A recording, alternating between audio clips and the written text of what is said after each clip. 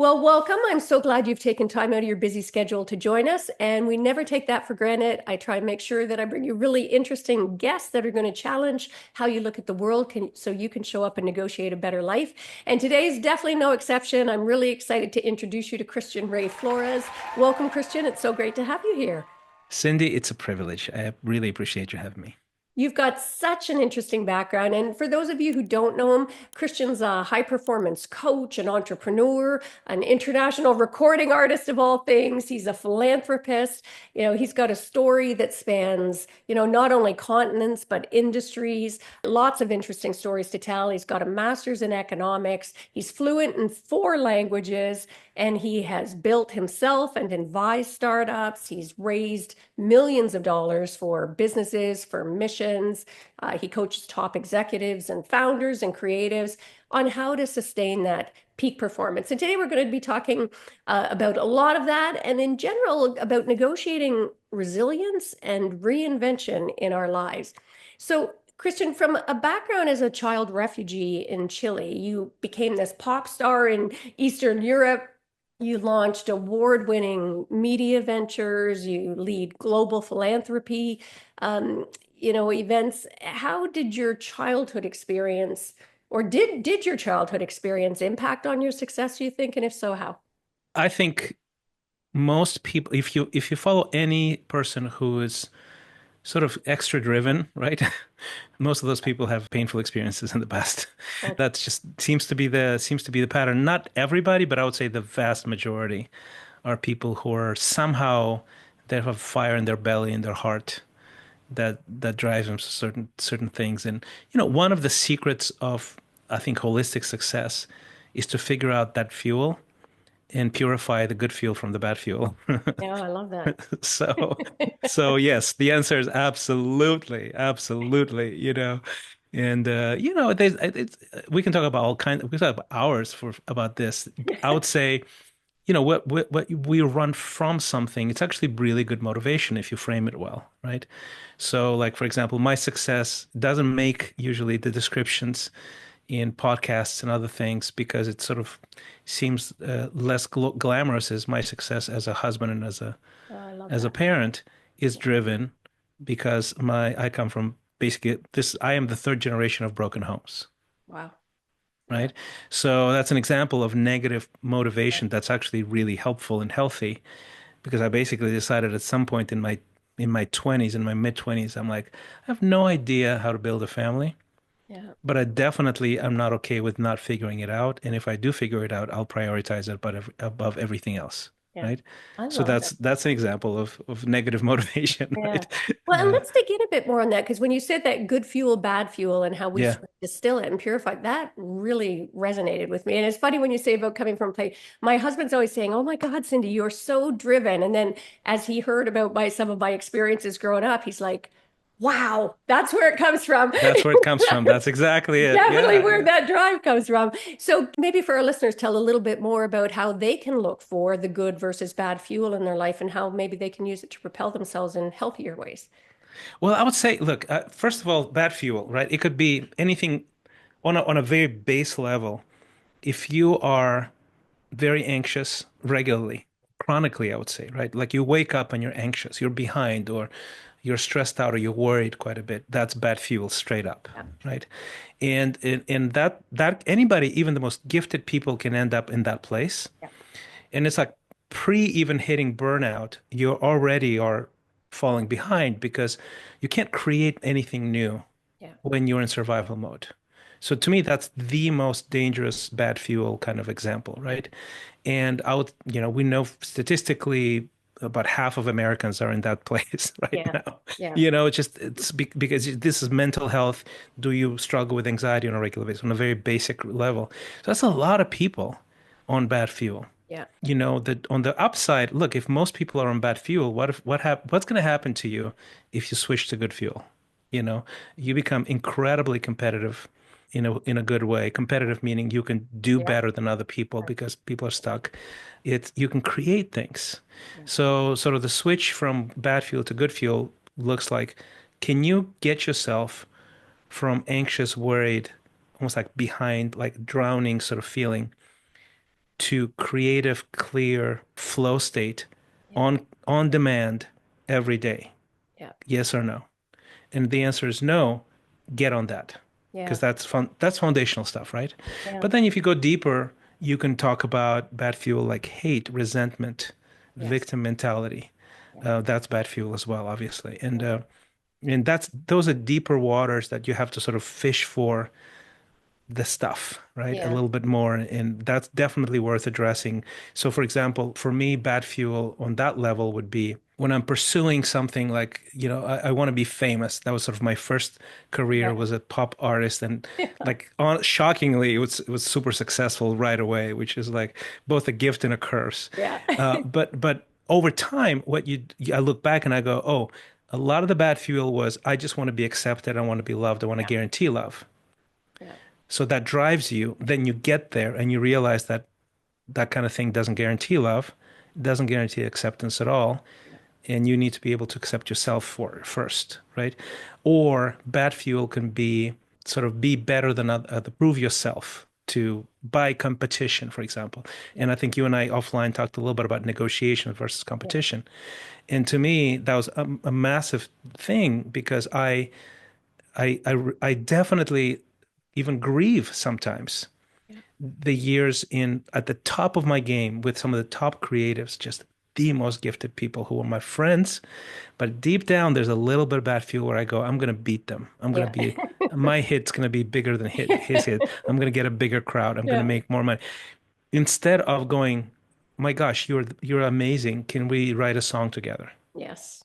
Well, I love Can that. we go on tour together? Can we cross promote? Can we exchange ideas? Can you teach me this technique in whatever area in show business, right? So that's bad fuel, right? So anyway, but you get the idea, right? Yeah. Well, I love that. It's funny what you just described is sort of at the core of what, I call the art of feminine negotiation. Hence that this podcast is about seeing that different rather than trying to beat somebody Yes. out, how we can actually amplify our success often by building relationships, building networks, building Yeah. Yeah. Yeah. Yeah. which I know. Now, when you talked about victimhood as well as one of those bad fuels, it really struck a chord with me about that idea where we get to choose the story that we're going to buy into. Like, it'd be easy for me to buy into a victimhood story from things from my past. And that just sucked out. You talk about bad fuel. Like that is a Hmm. recipe to just keep spiraling down. And Absolutely. you're not going to be magnetic. You're not going to attract people. You're not going to be able to attract success to you. I wonder what your thoughts are on that idea about choosing the story that you buy into. People think of memory. I remember I was there as something objective. Yeah, And it's nothing could be further from the truth, that's true. right? Like, in fact, we literally reinterpret the past and what happened all the time. Yeah, The past is an actually very fluid thing yeah, in reality, right? yeah, Because we are looking at it very subjectively. You're interpreting the past. You're not really experiencing the past. You're interpreting the past. So reframing the things that can make you either a victim or a victor, yeah, that's a massive sort of ability and massive capability for somebody yeah. because everybody has drama. Yes. Everybody has trauma. Yes. There's no person walking this earth who doesn't have bad things happen to them or even sometimes because of them and to them at the same time or independently from them. But, my first childhood, literally my first childhood memory is my mom standing outside of this concentration camp, which they used soccer fields as concentration camps because they want to cramp a lot of people there. And I'm holding her hand. She's trying to pass food. She's negotiating with one of the guards and there's like a paper bag, I think. She was trying to pass food for my dad who was inside. And that was literally my first childhood memory. Wow. And then it grows from there. So I've seen, Yeah. I was in a refugee facility. He was released. He was lucky. We were in a refugee facility. We saw poverty. We went to from Chile to Germany to Russia to Africa. I changed 4 countries by age 7 you know so there's the unsettled unstructured sort of life was the epitome of a descriptor of who I was. And most people say, hey, children need stability, predictability, safety. Yeah, I had none of that Yeah. stuff. Yeah. So Forget you can, countries, continents. My goodness. yeah, it's like it's insane, right? So I saw civil war in Africa. We went back to Russia when my parents got divorced, massive trauma for me. And then I was out of college. Before I was out of college, the Soviet Union falls apart. So I see Yeah. like tanks in the streets, attempted coups. So all of that stuff, you can choose any of that stuff and create an identity anchored Yeah. in victimhood. So easy, you know. Yeah. Or or you can reframe all that stuff and you can say, I am completely unafraid of uncertainty. Yeah. And that's a superpower. Most people are afraid of uncertainty. I'm not, Yeah. And see it you as know. a gift. And I want to put It's a a real huge gift. pin for our listeners in that, when you said about that everybody assumes that their memories or their past, that there's some objective reality to it and that there's Right. nothing further than the truth. And I mean, one great way to see that is with our siblings, right? I mean, my Oh, God, totally. I- Yeah. totally different experiences having been in the same place at the Yeah. same time. Yeah. And just vastly different recollections, right? Yeah, I absolutely. and Yeah, and it's I want to put insane. and a pin in that for our listeners because we're seeing so much global conflict today. And I think a lot of it stems really at its heart from that everybody is so convinced about the rightness, the Hmm. correctness of their perspective, as if Yes. some objective truth out there, as opposed to everybody bringing different perspectives and experiences in how they see it. So I think that's such an important point. And I want to circle back with you, Christian, about because your journey, if you will, is really sort of a masterclass in resilience and Hmm. reinvention and impact. And I want to talk first out of those a bit about resilience. Like how do we negotiate a mindset of internal resilience that allows that? And you've spoke a bit about it, but it really dig down to how to Hmm. push past those negative experience, get back up and keep moving towards success. Getting more resilient so we can dust ourselves off and use it to fuel us, as you say. Well, if you think at interactions with the outside world in like traumatic obstacles, injustices, all kinds of things, self-imposed problems, which Yeah. are the source as well. There's basically three states you can be in. One is you can be fragile. The second one, it's like the neutral state, which is resilience. So we talk a lot about, okay, if you don't get, if you don't, you fall down, you get up, you keep going. Yeah. That's a huge deal. And it is a huge deal. And it's really important. But honestly, I would say the best thing to do is to aim for the higher state, which is anti-fragility. And anti-fragility it was coined by this guy Nassim Taleb in a book called Anti-Fragility, I believe. And it's a great concept because it taps into the essence of human nature as already everybody's anti-fragile already. Hmm. And I can give you like a physical example. A physical example is the gym. Yeah. What is the essence of getting in shape? It's actually creating stress and fatigue and depletion Yeah. to us only to a certain degree, Yeah. where and then resting from it so that your natural capacity to build bone density, muscle, cognitive ability will kick in. This is the natural capacity. Yeah. And you actually become faster, stronger, more flexible. Yeah. That's anti-fragility in the physical sort of realm, right? Yeah. But that same principle actually works in every other realm. And what happens is it clashes with our primal desire to protect, to not push past, Yeah. to not go into unfamiliar places, to seek comfort Yes. and seek safety. That's primal as well. So those two things really clash.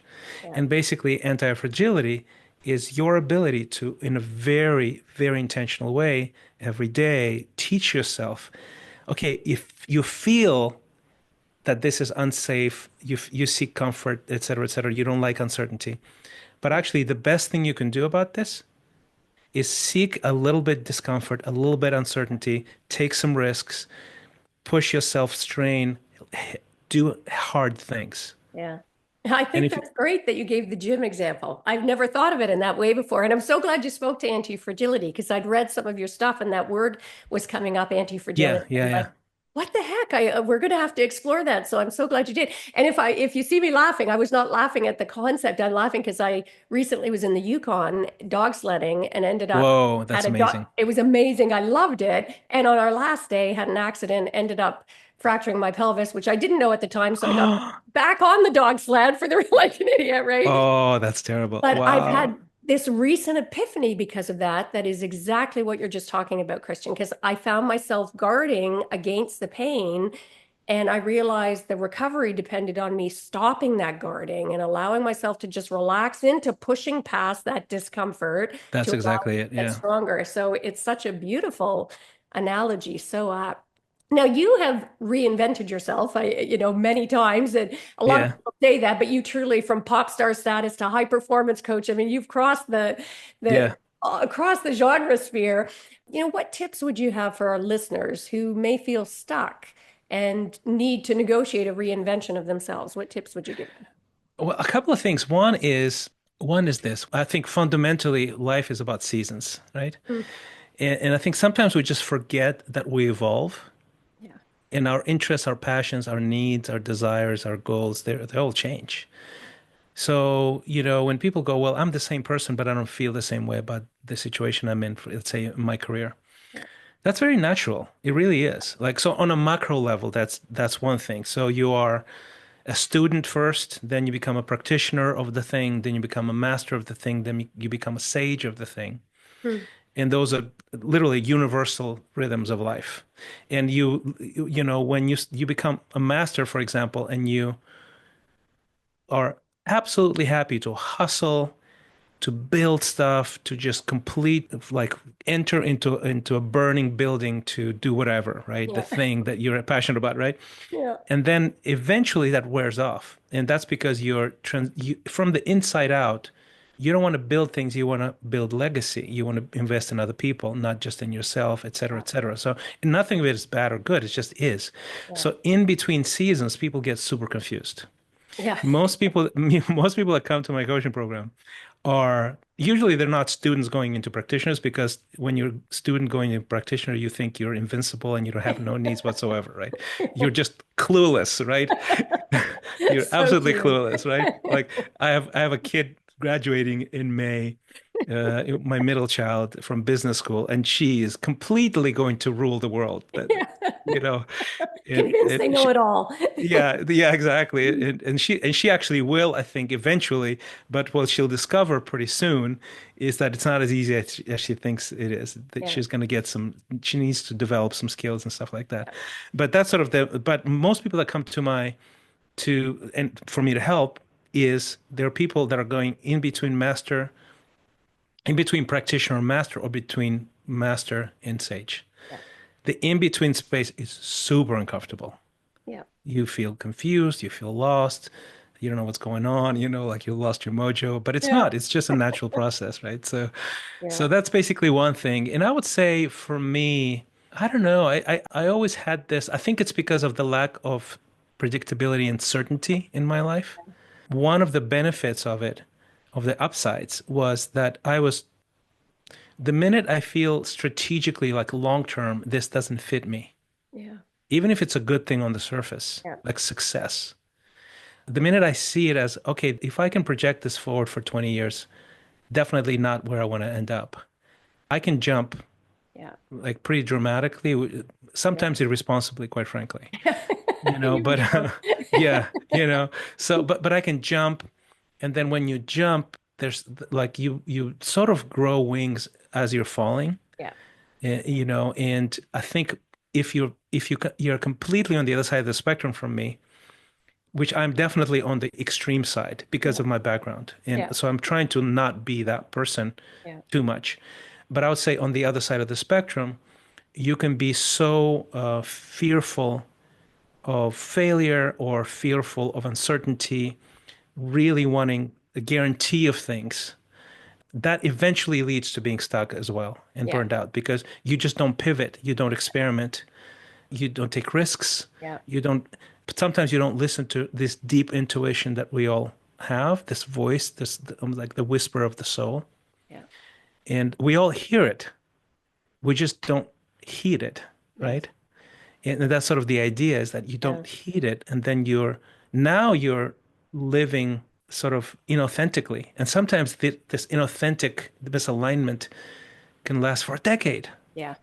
And you Yes. go, oh my gosh, but honestly, you need to take responsibility that it's been going on for a decade. Why didn't you listen? Why didn't you ask for help or take risks and Yeah. things like that? So, Well, and I want to really put a pin in that again for our listeners, because I think you just hit the nail on the head about, and thank you for normalizing it. I think so many people stay in that mode for a decade because they feel like, oh, something's wrong with me, or I made really bad choices, or how did I end up in this situation? As opposed to recognizing, as you say, it's one of those normal cycles. And totally resonates. You're saying for me, I think it's one of the reasons I started, Women on Purpose and the Art of Feminine Negotiation was I'd had a long career as a lawyer. I'd started as a student and then I became the practitioner and then I became the master and I was all fire and brimstone and out. And I think I was at the stage where I was ready to be a sage and start something different. yeah. There was a lot of angst around that because, Oh, totally. Your yeah, so identity is wrapped into being a lawyer, especially if it's yeah, something prestigious, yeah, like yeah, being a it's true. lawyer, right? Yeah, Or being a pop star. yeah, yeah, It's like, how do you top that? yeah, How do you get off that train yeah, without thinking like taking a major hit in your self-esteem, yeah, yeah, So yeah, yeah, and absolutely. that's and people get really trapped by their success, Yeah. basically. So don't be afraid to reinvent yourself. For our listeners out there, if you're at that stage and you're feeling that discomfort, this is normal. This is a good thing, Yeah, and totally. be willing to spread your wings. And now you've obviously had great impact over the course of your career as well. And what role, do you think impact does or should have in how we approach negotiating life? I would say this. I would say it's really different from different people. There are people that are built for scale, right? That's what they were just born like the Elon Musks of this world. Like he's the extreme, Yeah. obviously, example, but there are people on that side where they just live and breathe scale. Yeah. But I would say everybody is built to have impact. Yeah. It just doesn't have to be over the top, Yes. right? If you Yes. have impact on 100 people who trust you and love you, and all they will swear by you when Yeah. it comes to working with you, you have a career. Yeah. You have a great career if you have Yeah. 100 people who will never work with anybody else because Yeah. you're indispensable to them, Yeah.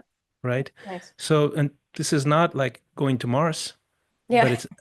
it's going to make you super happy. Yeah.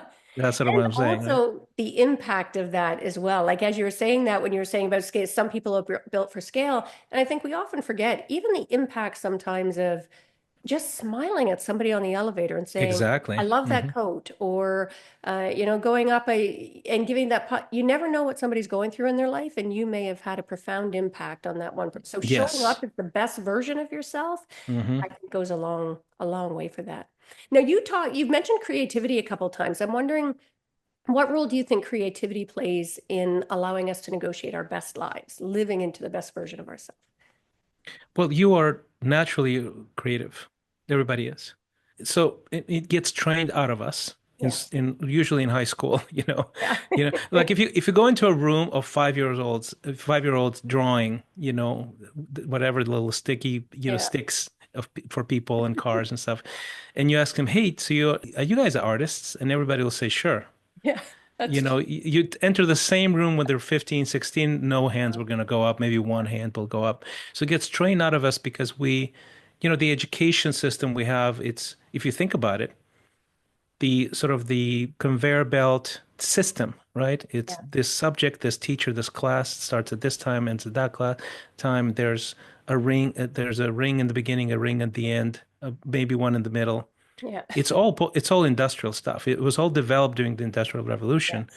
to actually train, factory workers Yeah. and sort of basically to train people how to think and be part of a conveyor belt culture. Yeah. And it was useful for the time.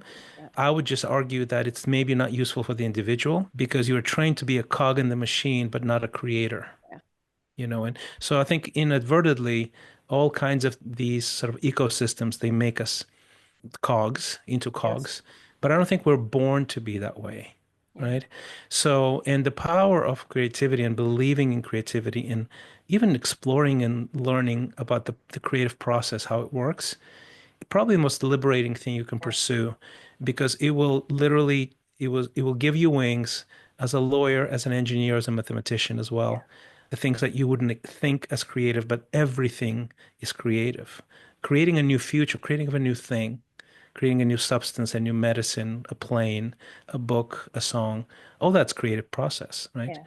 So the more creative that you are, the more of a gift you are to those around you, I think. Yeah. And it's interesting that you speak to about school. I've heard very few other people ever, I think most people aren't aware of how the evolution Yeah, of our school system. There's actually a great book out there called Curiosity of School that goes through how sort of yeah, yeah, Russian German model and originally creating sort of militarized, and then when the yeah. It's, Carnegies and that got involved and they started creating a consumer hmm sort of society. Very interesting. And I love what you say about creativity. And for our listeners, I'd say challenge yourself to be creative outside your comfort zone in other areas. And my kids grow. I always thought that was very important. And as you were saying that, I'm laughing, thinking I remember making my boys when they were quite young. Well, all three of my kids. I've got a girl and two boys in that order, and made them write a poem about the Montreal massacre, where all of those women were killed. And you can imagine the reaction of my young boys, right? They're like, Oh "Oh yeah. my God, Mom! Like you're killing me!" And amazing when they sat down and did it. They came up with the most powerful stuff, and I think it opened a little gate that they wouldn't have otherwise gone through. Yes, yes, yes. But imagine, Cindy, imagine if you have a creative practice that is daily. Yes, No absolutely, matter what you do. absolutely. I Yeah, mean, that yeah, is life changing, I can yeah, guarantee you. It yeah, will open up the gift that you are. Your individual creativity is completely unique. yeah. So if you're a creative judge, lawyer, doctor, Yes. you will develop a reputation and impact Yeah. that is completely unique and Yeah. not comparable to anything Yeah. else. Oh, it's funny you say that because I think people I always threw them off as a lawyer. And I think because I grew up in a really low income, Yeah. struggling kind of environment, I approached the law very differently. Like I told stories. I would bring in my family and my opening arguments in my class. And the other side would be going like, what the hell? She's talking about her kids. That's But awesome. That's it fantastic. humanized it for the adjudicator. And I think it was one of the things that really helped. And people, if you approach it and you give it your full humanity, your full creativity, eventually you'll figure out the kinks, right? The things, okay, this doesn't actually quite work here. Yeah. But the good stuff, it's going to shine. And Yeah. what's going to happen is you're going to become sought after Yeah. as an expert Yeah. because of your absolutely unique, you're not a cog. Yes. You're indispensable Yeah. to And our certain listeners, people. I hope you're breathing that in like that. I mean, you're getting so many gold nuggets in this from Christian, frankly. And even that one, if you take it away about imbuing creativity so that you're not like, we spend so much time trying to be like everybody else as opposed to bringing your own unique perspective. Now, I want to make sure we squeeze in as well, because obviously a lot of what you do is high performance coaching. So did you want to share some of your top tips on how to achieve these high performance levels in our life? Well, on a high level, maybe a couple of things. That on a high level, the stuff that I work on is three things. One is the fuel. I mentioned that already. Yep. The second one, sort of in the middle, which is I think it's a really important to understand the continuum of things, is momentum. Momentum is a funny thing. When you first, let's say, out of law school, you first start working, there's a lot of momentum because your trajectory is simple, you're unburdened with even honestly sometimes with wisdom. You're unburdened with wisdom. It's better because you move. Yeah. You move faster. And then what happens with professionals a lot of the time is that complexity sets in. It could be everything. It could be family, marriage, parenting, a mortgage, financial obligations, more responsibility, more at stake. Momentum classically starts slowing down and then people just stop Yep. or go in circles or hit a wall, whatever version, Yep. and that's lack of momentum. In essence, that's lack of momentum. So to me, what's super important is to understand how do you gain momentum? That's a huge thing that we do. How do you move? Yeah. Because moving gives you life, creativity, self-esteem. Moving, it doesn't have to be super fast, but you have to move. Yeah. How does movement look like? What's the direction? What do you have to say no to start moving again? That kind of thing. Yeah. So that's the second piece that's huge. And momentum is a massive thing and it compounds. And sometimes people are so in the same place for a decade they don't even know how to feel how that feels like. And then when they do, Yeah. wow, it feels amazing. Like they got Yeah. their life back, right? Yeah. And then the third piece is basically authority, how to scale what you have to offer Hmm. to people. And so it's building your personal brand. And personal brand is it's a scary thing for people going, I'm not a brand. Yeah. Everybody has a brand. You have a Yeah. brand. Your brand is your reputation. That's Yeah. basically it. And so if the best you have to offer doesn't have recognition, it doesn't have this, then your brand is invisible. Yeah. Being invisible is a terrible, terrible thing. It's a loss for the people who are at home praying for somebody just like you. You Yeah. know what I'm saying? Yeah. So those are the three pieces, the fuel that gets you there, that drives you, purifying it. In the middle, it's momentum, moving, moving, moving, moving, because it's compounds. It means everything. There's so many benefits, side benefits to it. And then building a brand and authority impact is also super important because it's so primal for us to want to desire to serve people. Okay, how do you do that better? How do you serve more people? How do you do more good? And there's a strategy behind it, and sometimes you're just go, I wish I had more impact. Well, there's a strategy behind it. You can build it. Yeah. Beautiful. All right. So, and for our listeners out there, if you're looking for some high performance coaching, then make sure to follow up. And I want to give you a chance to tell us quick about your podcast as well, Headspace. What's that about? Oh, sure. So it's basically a newsletter and a podcast. And it's basically my way to, okay, this is an illustration of authority and personal brand, right? So I have something, I serve my clients as a very small group of people. How do I serve anybody? I write about it, I talk about it, I invite experts. Yeah. That's how I do it, right? That's scalable. Yeah. So I can write one thing from my heart, the best that I have to offer, and put it in a newsletter, and 8,000 people read it Yeah. every week, twice a week. 8,000 people read that. That is scalable reputation. So if you listen to this and you go, you know what, Christian has something that I need. Well, I can serve you literally for free. Just go to christianrayflores.com, subscribe. We have a free issue. If you want to go deeper, there's a paid issue. It's going to cost you a whopping $9 a month. $9 a month Can change your life. for deep dives, right? Yeah. So what a cool thing to be able to offer to people. Same thing with podcasts, YouTube, Spotify, iTunes, that kind of thing, right?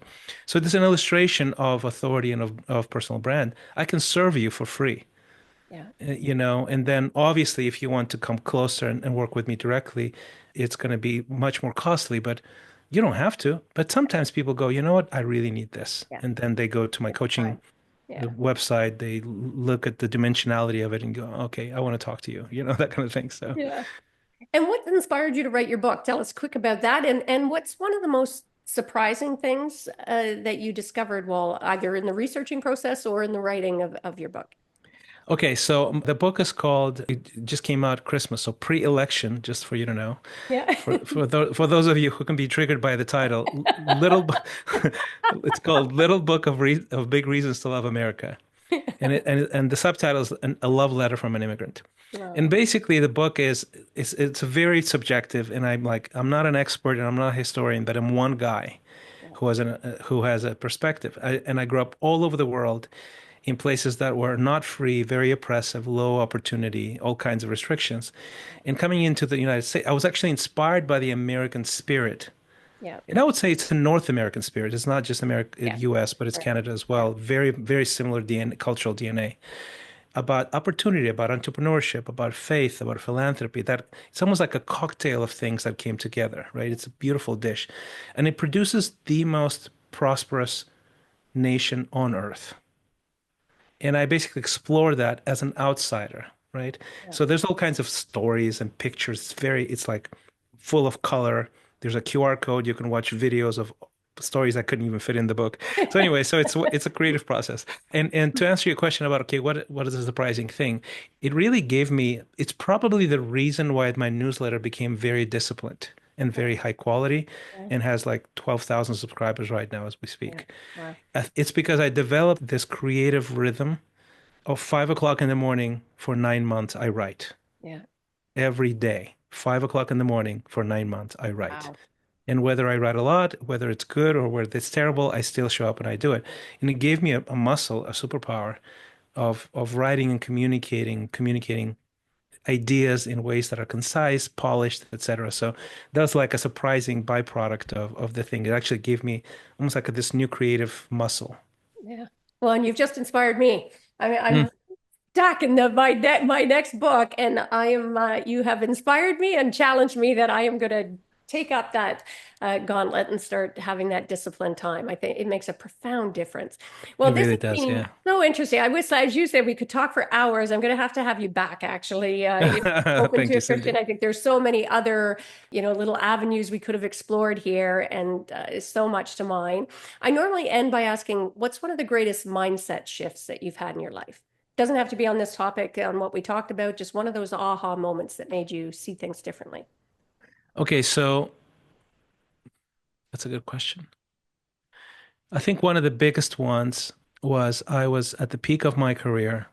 I was playing sports arenas, and I had so much trouble with romance because I had this deep-seated fear of marriage and commitment, and I would basically undermine and sabotage every romantic relationship I had, like just like clockwork. And I would be a jerk. I would drive people away. Yeah.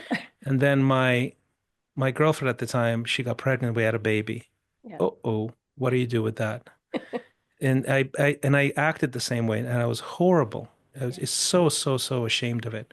Yeah. And she left, and she cut me off my daughter. Like Yeah. she, no communication, moved to another country. And that just was this massive shake up of my soul.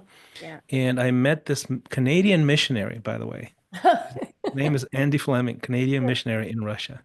Wow. And I came to his house, and he had this incredible family. And I come from three generations of broken homes. No one taught me. Yeah. I don't know how to build a family. Yeah. I just don't know. Nobody taught me. And I was looking at Andy and his Canadian. He had these Canadian gloves with like the leaf on it, like Yeah. super ugly. And he was a character, and he's still one of my best friends. And I said, "How do I get what you have?" And he said, and I was completely Yeah. non-faith based, like very. I mean, grew up as an atheist. Yeah. He says, "Look, if you allow me to tell you from Scripture, I can help you." And I'm like very skeptical. And I guess the shift was that there is ancient wisdom. It exists that really does supersede modern Yeah. perceptions and cultural trends and what you think is right and wrong. That they're almost like this. There's a universal moral law out there that you can, if you just have the humility to tap in and explore, you can import that, and it's foundationally true. Yeah. You know, and that cured me, and it was unbelievable to me that you can do that. And that's part of the reason I am a coach now, is Yeah. because one person can redirect your life. Yeah. And Amazing. basically from that, I mean, it took me 2, 3 years to sort of get my like heal and almost like get a new set of lenses Yeah. about romance and marriage. And I've been now married for 25 years, very, very Correct. happily. My Yeah. children love me. They don't resent me. Yeah. Thank you, Jesus. But basically, Yeah. that's the point. The point is that there's a moral law Yeah. that is available to anybody.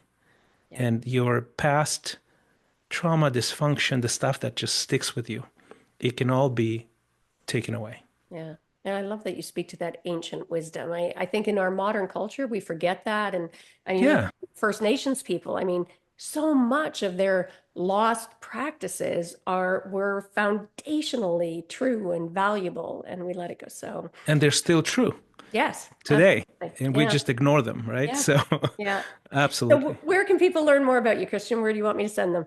Go to christianrayflores.com. That's the newsletter. That's probably the easiest way to connect. And then if you feel like, okay, I'm moved so much, I want to talk to this guy, go to exponential.life. Exponential is spelled without an E, starts with an X. And Okay. that's basically where sort of the coaching stuff lives. And you can just Awesome. take a look, see if it's interesting. If that, you can reach out basically. And don't panic to our listeners. If you're driving or otherwise not able to take that down, we'll make sure to put it in the show notes. So check that out. And again, Christian, thank you. It's been just a really interesting conversation with so much. You speak about ancient wisdom. You seem to embody that. So thank you for sharing. Cindy, those are very kind words. Thank you. And for our listeners, I have no doubt you got lots of value from this episode. If you were listening at all, there were just so many great nuggets. Make sure to subscribe if you haven't done that yet. And share this episode with other people who could benefit from this. And frankly, there are so many valuable nuggets here on how to live into your best life. So please do share that with other people. And again, before we sign off, I'd love to talk just quickly about some ways we can work together. I certainly teach from whether you're a seasoned attorney who's been around practicing forever and a day or a very early stage in your career. I love to jump in and help find a better way to practice, right? To be more authentic, less battle worn, and ultimately be significantly more effective in the process. And I certainly would love to opportunity to either help you personally or your firm be able to thrive and stand out while still bringing a better way to practice law to your firm. If that sounds interesting, check it out at www.practicingwithpurpose.org. And that's a wrap for this episode. Until next time, go forth and find ways that you can practice on purpose. Find a better way to practice law so you can rekindle that passion and make a difference in the world, negotiating your best life on your terms. Until next time, take care.